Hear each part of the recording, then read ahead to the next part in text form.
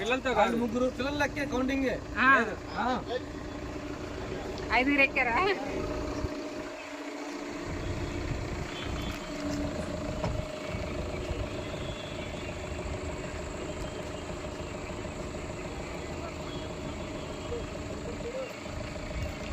అది అదిరా లెక్క. ఇటు చూడరా నువ్వు కూడా చైతో. అది సూపర్. ఇట్లా వెళ్ళిపోవాలి విజయనగరం దాకా. ఉంది సార్, వీడియోనే పెట్టాం.